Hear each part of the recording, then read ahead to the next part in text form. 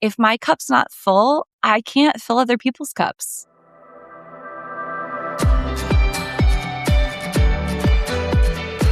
Welcome to Leaders of the West, a podcast for innovators and changemakers. I'm your host, Jessie Jarvis, the founder of the West, and I'm sitting down with agriculturalists, entrepreneurs, executives, and everyone in between with the goal of digging into the strategies, mindsets, and lessons that have been crucial to the success of ag and Western. Whether you're carrying on the next generation of your family's operation, starting something from scratch, or determined to climb up the leadership ladder, we're going to inspire you to continue to dream big, growing not just you, but the future of agriculture and Western as a whole. Let's go.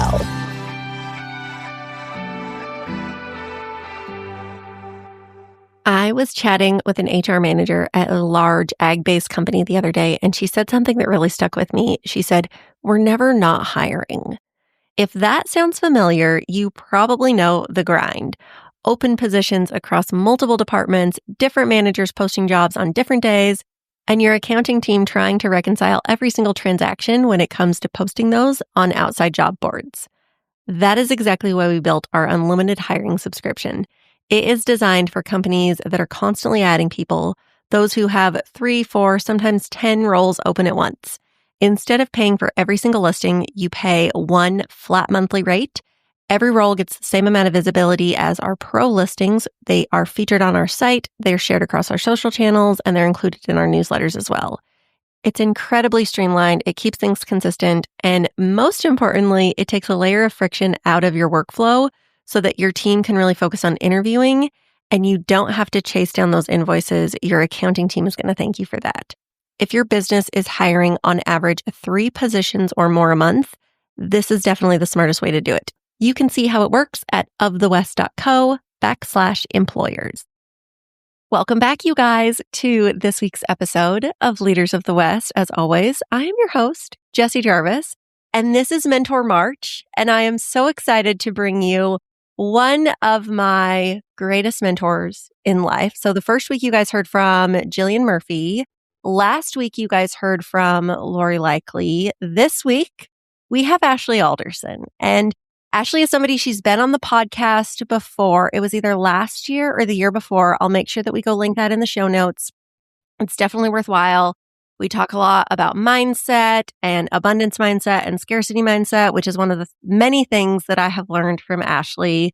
But they always say you should not work with your friends and your family. And I do agree with that because I feel like when it comes to hiring your friends and family, it's a little bit harder to set boundaries. And when things go wrong, they get a whole lot messier in that breakup. But every now and then you have a chance when you work with somebody that you get to become friends with them. And that is how Ashley and I started our journey together now. Have we been friends for 10 years? At least. Yes. Can you Happy believe 10-year that? friendship anniversary. Happy 10 years, babe. So I first got to know Ashley because she was my boss. So she owns a company. It's called the Boutique Hub. You guys can hear all about it in that other episode. But I started working with her, and we obviously started as an employer-employee relationship, and then became friends, and we even became business partners for a time. And we have still always just maintained our friendship and relationship, and even to the point where our husbands are great friends. And anytime that we are, let's say that we go to NFR in Las Vegas, we always make it a point to get together and we can sit at that dinner table for hours and hours. I am so grateful for Ashley and for her husband, Eric, and what they have given me. And I will tell you guys, I would not be the business person I am if I did not have Ashley in my life. Of the West would literally not exist had she not taught me and shown me all that was possible. And I am just so forever grateful for her. And so when I was putting together this idea of Mentor March, obviously Ashley was one of the first people that came to mind, but I thought, man, she's somebody, she's already been on the show. People have heard from her before. But I tell you what, when people make such a monumental impact in your life, this could literally be the Jessie Jarvis, Ashley Alderson show where all we did was talk together every single week, and we would have something new to talk about every single week. So I don't know why I wouldn't bring you back on to get to share some of you with all of my people, because again, I would not be the woman I am without you, both personally and professionally. And I just love you.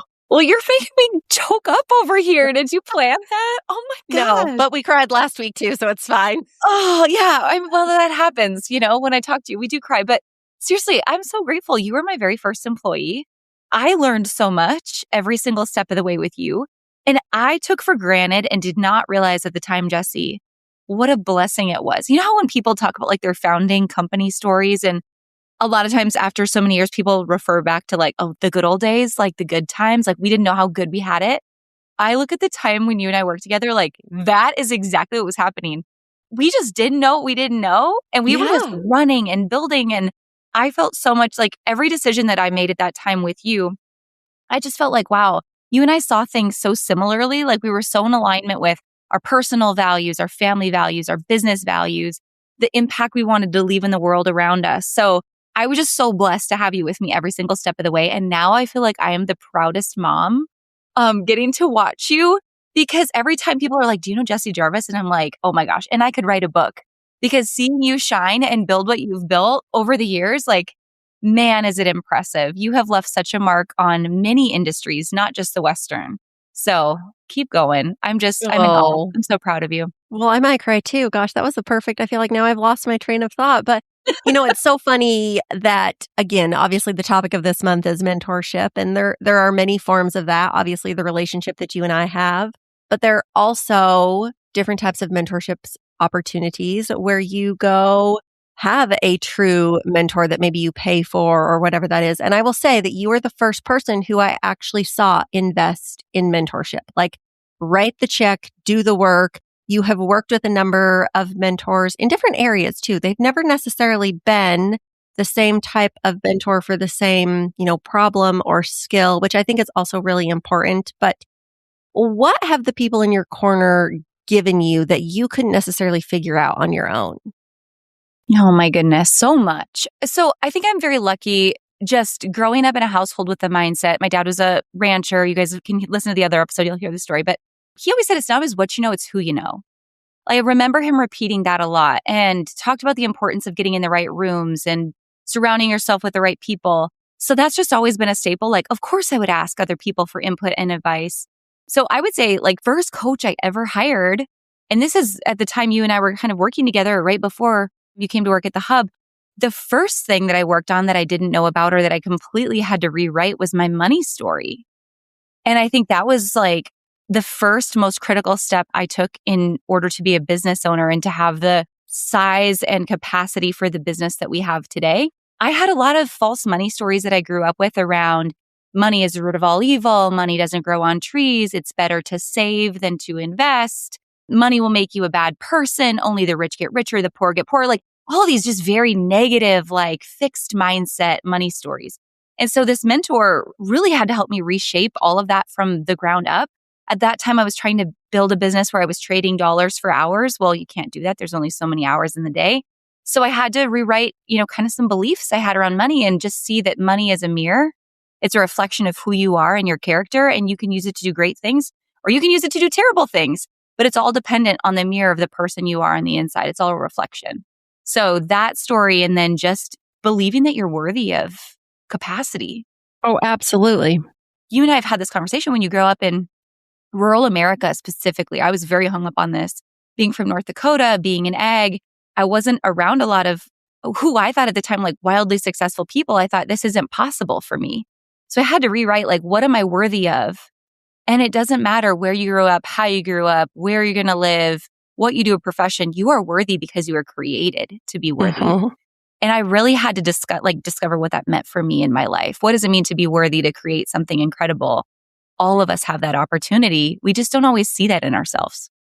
No, well, and I think you bring up two really good points that are probably very common thought processes that those who are listening to this show have, because I think that they came from what is rooted in Midwestern values, which growing up in North Dakota, you obviously have, and growing up in agriculture, right? So when it comes to money story, we are people who we save, we do not spend, right? Yeah. Especially we do not spend frivolously because, which makes sense. We're doing business on a commodity market. Things change, right? And you have to be prepared for that. But because of that, it is very common for people in our industry to have kind of a negative mindset or story around money.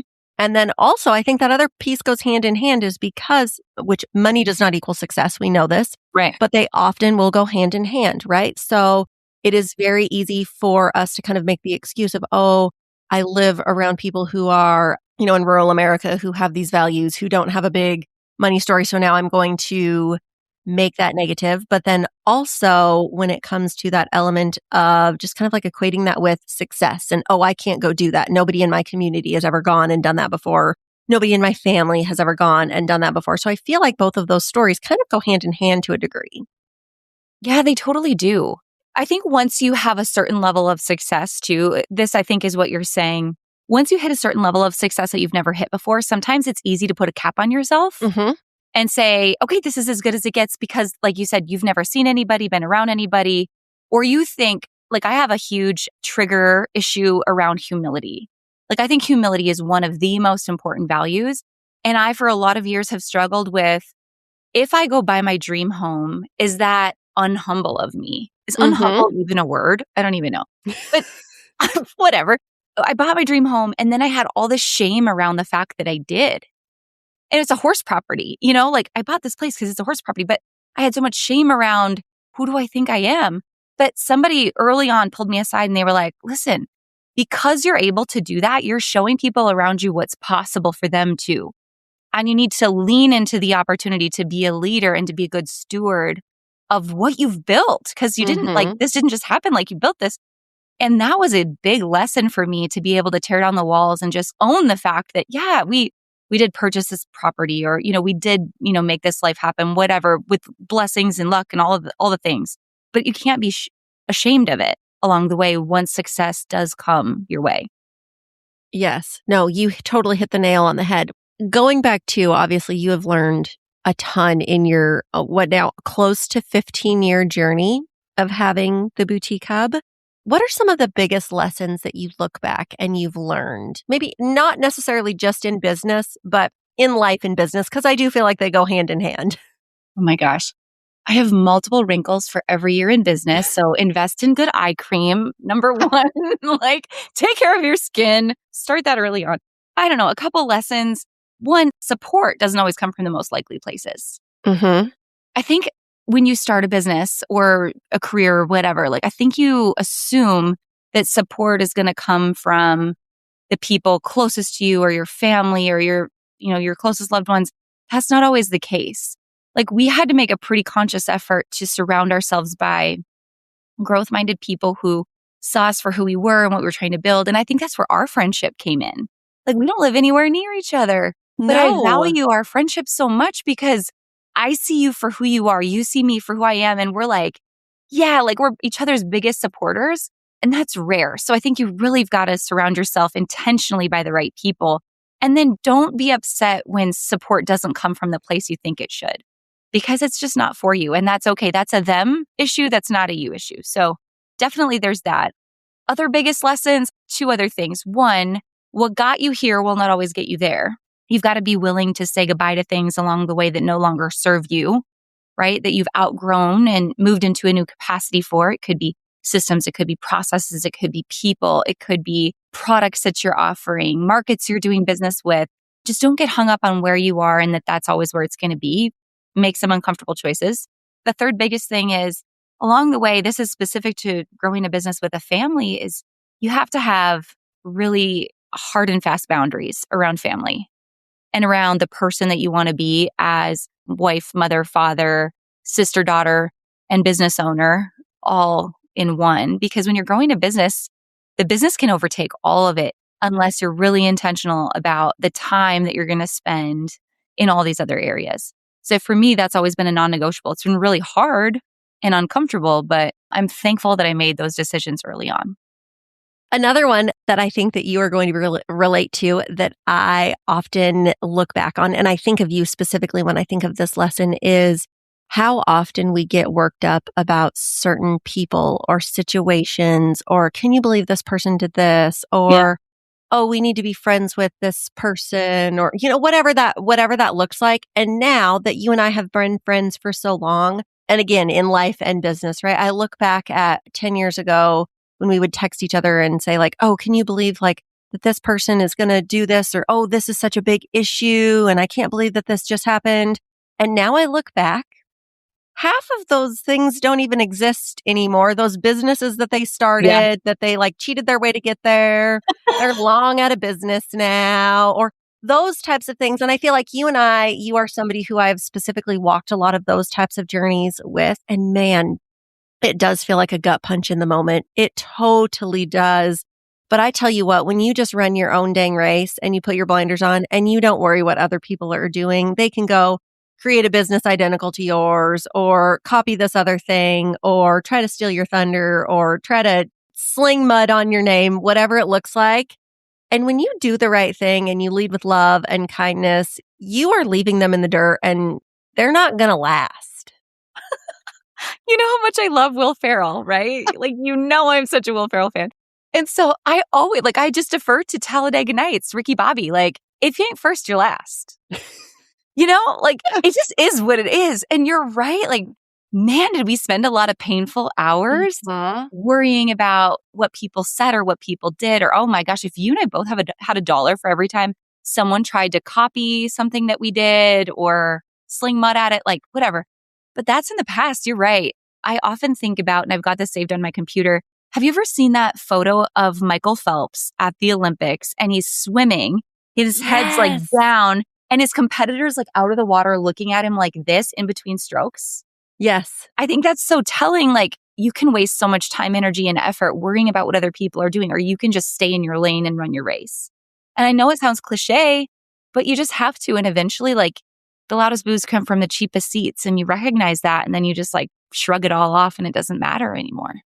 But really, that is something that I do look back on. And I think too, maybe just because we have been together as friends for so long, right? It's been a decade now, and looking at how much life has changed in that last 10 years. But I really do think of all of the things that we thought were problems at the time or that we worried about. More than half of them don't even exist anymore. And so I think be very focused on what you give your attention to. Is it really something that is going to bother you in a month? Is it going to bother you in 6 months, in 5 years? Is it even going to exist? I mean, and especially at the way that the world is changing now and how rapid technology is moving forward and people and things. I mean, I think that the more energy we give to those types of worries and situations, the more of our power we're giving away. Oh, that's so true. It's so true. And that energy is not a good look. No.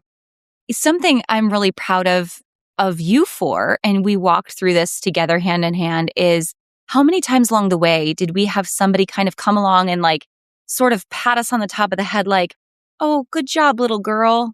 Like, oh, good luck with your little project. Good luck with your little project. Oh gosh, you're just such a cute little influencer, Jessie. And you and I, like, that used to really piss us off. And we would be like, no, we're business owners. Like, we're building something. Don't you understand? So I think that conversation's come a long way. And now I look at how many women are in this space doing incredible things. Like, we had a few women mentors to look up to. Like, they were amazing, but there wasn't as many as there are now. And I'm really proud of us for that. I'm proud of you for that. Like, we just kept going when it was really uncomfortable and people were like, that's cute. And we're like, we're going to show you what's cute in 10 years. So you got to just keep going through all the uncomfortable parts. I love that. Well, and it reminds me of a podcast I was actually listening to this weekend. You know, my girl crush is Emma Grede, but it was Emma Grede and Reese Witherspoon. And Reese was talking about how Hello Sunshine, her production company, came to be. And it was basically how she went to all different, like the heads of movie departments. There's 7 of them, I guess. Again, I know nothing about movies. And only one of them had a female character who was a lead. Every other organization, they all had male characters in these movies as a lead. And she was like, well, what's wrong with this? So that's why she created Hello Sunshine, was because, again, she wanted to change what she saw as a problem. She didn't just complain about it. She didn't just bitch about it. She wanted to actually do something about it. And a lot of people kind of looked sideways and thought, oh, why are you doing that? We already have one woman lead movie. We can't have another one. And she sold her company for like $900 million. Wow. So again, that goes to show, like, I just think of when people heard about your little project, they thought, oh, what a joke, right? That thing's never going to last. You have now created a company that was recognized in the ink top 500 companies in the world on a number of occasions. Oh, The fastest growing company in the Midwest at one point in time. I mean, the amount of members that you have, the amount of people that you have touched, the amount of rural communities and their main streets that have a boutique in them that you maybe otherwise, had that boutique not been a member of the hub, they may not exist anymore just based on the resources that your team is able to provide to people in growing and strengthening businesses and communities and the like. I mean, I just can't believe that anybody would ever consider that to be a little project, but that has happened on more than one occasion. I mean, we created something, blue ocean, red ocean. I feel like we created something in a blue ocean. No one had ever seen anything quite like it. And I just feel really blessed that there were so many people early on that saw the vision of what does community over competition look like? To me, that's something that's rooted in like ag and Western values. Like we help out our neighbors. We go branding with one another. We're willing to give the shirt off our back to anybody who needs it. Like what goes around comes around. Like that's just how we live. I think we take for granted in agriculture that the rest of the world doesn't necessarily see it that way. No. So we were blessed that that mindset took off with all of these amazing small business owners, so many female entrepreneurs, now male and female in all types of walks of life. So, I mean, thank God people saw the vision and ran with it with us, and we were able to just be good stewards of what they saw helpful in their business. One of the other things that I admire you in is being a parent. You are the mother of 3 children. What are some of the biggest parenting lessons that you have learned along the way? Oh man, so many parenting lessons. I think the biggest thing for me is we've tried to be really open with the seasonality of our business and how our kids and family life and work life kind of ebb and flow with seasonality. I think that there's a belief that you have to be perfect and everything's 50-50 and balance exists. Balance doesn't exist. It's just kind of a constant shit show of knowing what season of life I'm in right now. And then Relatable. yeah. And then communicating that clearly with the family. So I'll give you a good example. This was the biggest thing that like slapped me in the face. Back to COVID. So when COVID happened, we were moving from northern Wisconsin to where we are now in kind of like central Wisconsin to the dream house I was talking about. And it was literally the week the world shut down and our kids were supposed to transfer from one school to the next. Well, since the world shut down, the principals got together and they were like, leave the Aldersons at the old school, let them do the schooling online, whatever, like everyone else was doing, and we'll just get by. At that time, I feel like we had a really significant decision to make. Either we're really good homeschool parents and we do this thing upright, all the worksheets and the spelling test and all the things get done, or we were like trying to save all of the businesses that we were working for. Mm-hmm. Like they are scared out of their minds. Everyone's trying to still put food on the table. Everyone's trying to still like pay the payroll bill, keep employees on in such a massive time of uncertainty. And so we sat down with the school and with our kids and we're like, look, we have a decision to make right now. The season is we have to go all in on the business and help people because their life depends on it. The school, like we'll catch all the school stuff up later. So that was really a clear, like, hey, kids, come to the kitchen table and work with us. Mm-hmm. So like they did. They were in the office with us. They did anything we asked them to do right alongside us in business. And they knew they were doing it so that some other family and some other kid, probably their same age, could have the certainty of there's going to be enough money to buy groceries and turn on the lights tomorrow. So that was a huge, first, front lesson for them of the seasonality of business. Now, our kids rodeo and play sports. And so we also then try to flip that and say, well, June and July, when we're on the road for rodeo season, we cut way back on work. So maybe Eric and I take every Friday off, or we quit a little earlier in the afternoon so that we can help our kids with all of their sports and hobbies. So they kind of see us showing up, like never missing a basketball game, being present for all the things. So again, we're juggling. Some balls are rubber, some balls are glass. You have to know what season you're in and what balls can afford to be dropped at what time. I think that was really huge for our family.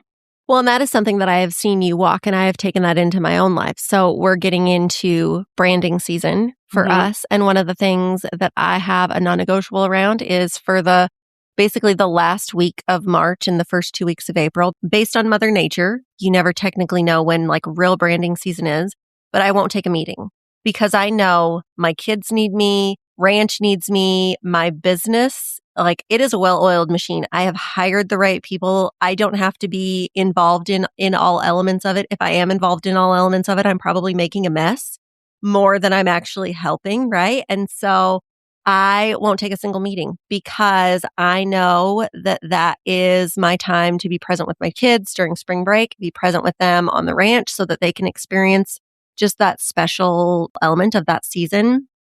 And same in the fall when we start moving cows and ranch life is busy. I typically don't take much for meetings in the month of November because I know how busy we're going to be. And so just seeing you and Eric walk that has made monumental impact in my business as well, because I've taken that and have been wildly successful in that season. What a blessing to be able to do that. Mm-hmm. Like, to me, that's the beauty of entrepreneurship. That's the freedom we're all chasing. But it takes you like being this is why we help businesses, right?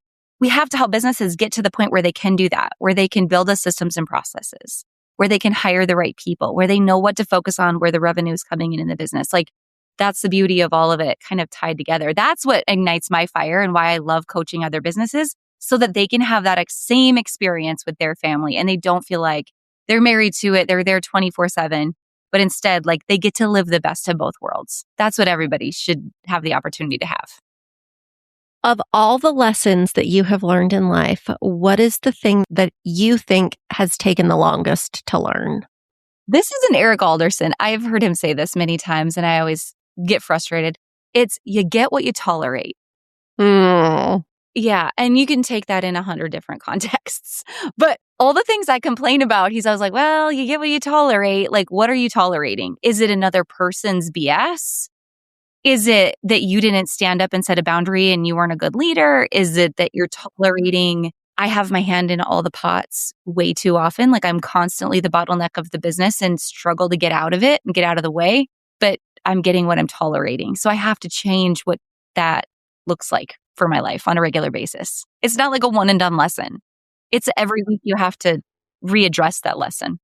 And that's something that can be used personally or professionally, right? Like, if you are getting let down by people in your family, okay, well, yes, it's their problem because they're the ones at fault, but you're also at fault for allowing them, one, to have that response, but you're giving them that power. So how often are we giving our power to other people, right? And that's not actually their fault. That's our own dang fault.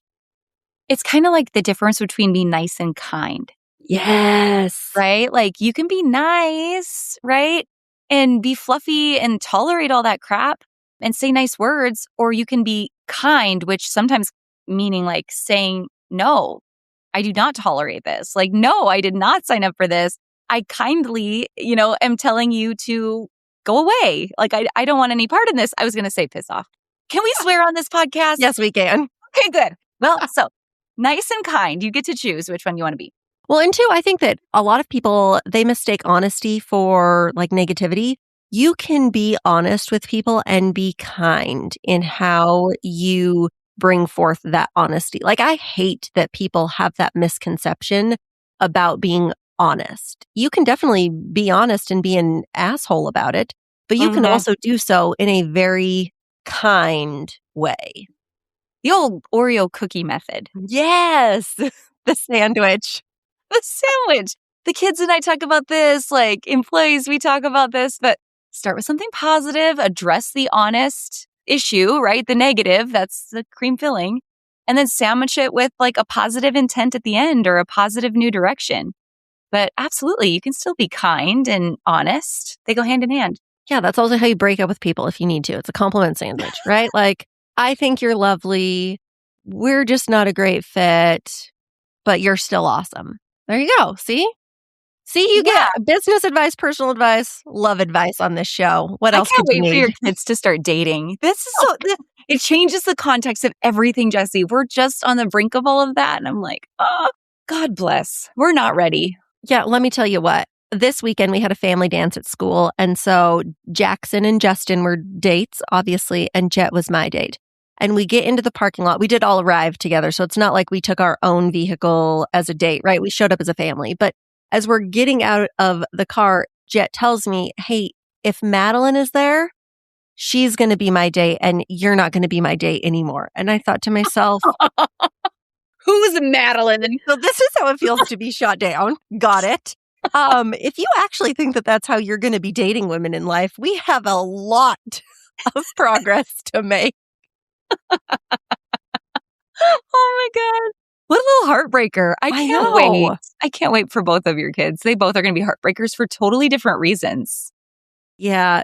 I tell you what, though, Jackson is going to be the wing woman that Jet didn't know he needed because she loves to hang out with older girls and she just like inserts herself in there and she's one of the crew. And then obviously Jet gets the natural introduction. So he better appreciate his little sister because she's going to do him some favors. I can already tell. I could totally see it coming. Oh, okay. Let's get to our rapid fire round. What do you hope people remember most about you? Oh man. I hope people know that I operated with integrity. Like, I hope people can see my heart through everything that I do. But more importantly, like, I pray every day that the Lord lets his light shine through me. Yes, I want you to see my heart, but I want you to see that in my heart is like the Lord's light through my heart. And that it inspires other people to do the same with their life, to treat other people in that way and to have integrity and just to be a light and to be a leader at all times. Well, you're definitely going to go down known for that. There is no doubt.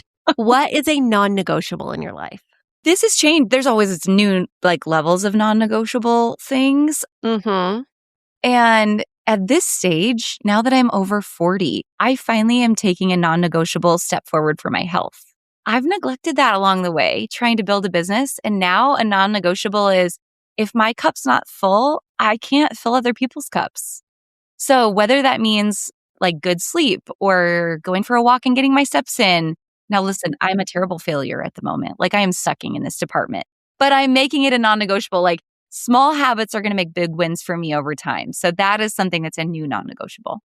You know, it totally is. And I love that you bring that up because I am somebody who is totally guilty of this. You guys, before we started recording, we were talking about how I am now a decrepit old lady who has back pain. And I am wearing a Jovi patch as we record this. And I still think that I am like a high school athlete, although I did the math and I'm literally closer to the age 50 than I am to 18, which is not minorly depressing. It's majorly depressing, but we don't have enough time for that right now. But I am somebody who, whenever it came to putting myself first, like let's say health, right? Well, I can't fit in a workout today because I have all these other things going on. Mm-hmm. No, that is the complete wrong way to frame it. When is the best time for me to go get my workout in? Well, for me, it's 8 a.m. after I take the kids to school. So if that is the case, I know it's going to take me an hour to go work out. By the time I get home and get dressed, that is another hour, right? So I will not schedule a meeting before 10 a.m. because I am using that time for myself. Yeah. And when I finally did that, I was like, that's 2 other hours that I could be meeting with people or, doing things, moving the needle forward in my business. Okay, well, how long can I actually move the needle forward in my business if I don't actually move the needle forward for myself? Yeah. So you have to block out the things that are most important for you on a daily basis so that you can fill your cup so you can then go pour in to other people. I learned this lesson the hard way. Last year was hard. I tore my ACL playing old lady basketball. Because you also thought you were a high school athlete and you're not. Yeah. Jokes on you and me. Way closer to 50. That means we're way closer to retirement, Jesse, and we can go to Arizona. Thank God. All the things. Anyway, yeah, no, it was terrible. I was out of commission. It's been over a year for me, and I still am not, like my knee, I have a ton of pain, and I can't get around the way that I used to. I started riding horse this week, trying to help my kids get their rodeo horses in shape, and I'm like, oh my God, I have so much pain. Even like putting my foot in a stirrup and trying to balance. So just don't take your body for granted because you can't serve other people and serve your family when you feel like a decrepit old lady. So use it or lose it. You're hearing this from the lady that's literally wearing a Jovi patch on her back right now. I mean, we're all a work in progress. Apparently your core is something that's really important that I don't have anymore, but we're going to get there. So on that note, though, if you were a professional athlete, what would your walk-up song be? Oh, gosh. Oh, you know the answer to this. Do you want to guess? Well, my first thought was Kenny Rogers, but I feel like you got to have something a little bit more peppy than that. Which Kenny Rogers song were you thinking? The Gambler? I don't know. Well, I did sing that song at my kindergarten Christmas concert, FYI. It was a little inappropriate for a kindergartner, but I could see your kids doing that. So No, two things. Number one, would say Reba, Fancy, because Okay, who duh. doesn't love a good song about a prostitute? Feel like it's very fitting. Or Enter Sandman, Metallica. Like, to me, that takes me back to the old basketball days, the Run Out Yes, song. Like, I love Metallica. I'd be all about it. I agree. That's why I'm so excited about this new song that T.I. has released in this year, because T.I. was the man of my high school basketball days. And so I'm also just like, I'm ready to bring him out, yo. Bring them out, bring them out. Yep. Yeah. Mhm. Oh my gosh. What is the smartest thing someone's ever told you? This is one I refer to a lot. I had a mentor say this early on. He said, a bad day doesn't make a bad week, and a bad week doesn't make a bad month, and a bad month won't ruin a year if you let it. And I was like, oh, that's so smart. I think about that in the business context a lot, like thinking about goals and numbers and margin and all the things we track. It's really easy to get down in the dumps when something bad happens or when you miss a mark, but literally, like, get up and do it again tomorrow. Like, get up and readjust. One bad day doesn't ruin the whole thing if you let it. So it's kind of like you get what you focus on. Yeah. And again, I feel like this has kind of been a common theme of today's show, but if it does, that is you relinquishing your power. Like, you are the root cause of that because you're allowing that to happen. How much of the bad in life is happening to us, or are we allowing to happen to us? Yeah. Is it happening to us or for us? Mm-hmm. Okay. Last question. Favorite things. Do you have a favorite book, podcast? You have a podcast called Boutique Chat. So if you're a retailer, you've got to go listen to that. But a favorite product, a life hack, something that has just changed your life and you want more people to know about it. This could go in so many different directions right now. Oh my gosh. Two things, and they're not going to be business related at all. Number one, if you're a lady, take magnesium before you go to bed because you're going to sleep so much better. It's amazing. Just take the magnesium. And number two, if you are an elder millennial and you are still using Pandora, you might as well be using Napster. It makes you look old. Just switch to Spotify Premium already. You're going to get way better playlists. You can go ad free. And if you listen to good music, you're going to perform at the next level of energy. So get with the times and get on Spotify, folks. I think that you dedicated that to Justin Jarvis. I, in the last 2 months, have finally got him on the magnesium train after like years and years and years of, hey, you sleep like hell. You should try magnesium. And he'd take it for like 3 days and be like, no, it didn't help. And I'm like, okay, well, you got to try something for like 3 months before you actually know if it can help or not. 3 days this is not a magic wand. But I actually started him on Symbiotica's magnesium, and it's in like a little, it's a gel, if you will. And he has taken that for the last 90 days, and he is a true believer. Okay. But he also is on Pandora. So we got to get him switched over to Spotify. Justin, of course you're on Pandora. I mean, come on. In his retro shirts. In his mustache. This is literally my dinner conversation with people. Like, anymore when we go out to dinner, that's my first question is, how do you listen to music? And if it's Pandora, like, burn me a CD when you get home. Gosh. Okay, so is the gel oral or do you like put it on your skin? Yep, nope, it's oral. So it's Symbiotica. They've got a vitamin C one. They have the magnesium as well, but you just kind of tear off the top and you slurp it on down and Oh, good. Okay. Yeah. Let's slurp it on down. Sounds good. a little magnesium slurp. You know what? This is going back 10 years ago. Could you imagine us like actually doing a podcast and talking about magnesium? No, and back pain and a Jovi patch? Who are we? We're old ladies. We are old ladies. This will be our retirement. I think when we retire, we should start an old lady podcast. Yes. The Golden Girls. Like our own version of the Golden Girls. Yeah. What did Justin call them? Oh, he used to call them party girls when he was like 3 years old, and I'd always turn it on because I'm a Golden Girls watcher, and oh, it's party girls. And I was like, that is actually the perfect name for this show. So yeah, we could have like a party girls compound and podcast. I think that would be a huge hit. I think like Party Girls Western Edition. Yes. Like you meet up in Wickenburg, you escape the snow because chances are all of our listeners would be from an area that has snow in the wintertime. I love this. This is a life plan. Okay. Ashley, thank you so much for sitting down with us today. I know this was not the traditional mentor march, but I tell you what, it is so important to find people who really are like your person. And I say that because Aw. Ashley absolutely is my person. And I feel like she'd probably call me hers, even though she didn't actually hire me. I'm sure you guys know this. When Stop. I know I'm never going to let you Thought live we this weren't down. going to go here. We are. When I applied for my job, it was down to me and somebody else, and Ashley hired that someone else. And then 2 weeks later, she saw the error of her ways, called me, and I knew I was going to take the job, but I didn't want to give her that level of satisfaction. So I was like, yeah, I'll think about it. Played hard And I to called get. her 2 days later. Yeah, you got to play hard to get. No desperate energy around here, baby. No, I will tell you what though, like that is another lesson for the day is always pick up the phone, right? Like I could have been mad at Ashley for not hiring me and I could have been, had a negative mindset about it and thought that be like, no, I'm not going to go work for her. I'm not even going to answer the phone. My life would look so drastically different had I Oh, not done that. So again, don't be a grudge holder. Everything happens for a reason.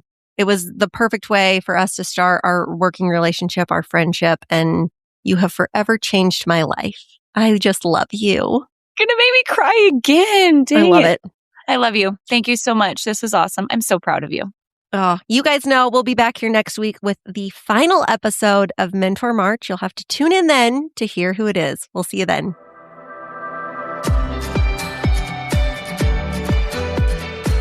If you loved this episode, do us a favor and share it with someone else who might find just as much value in it as you did. We're on a mission to continue to grow and strengthen the future of agriculture and Western industries, and you spreading the word helps us make more of a positive impact.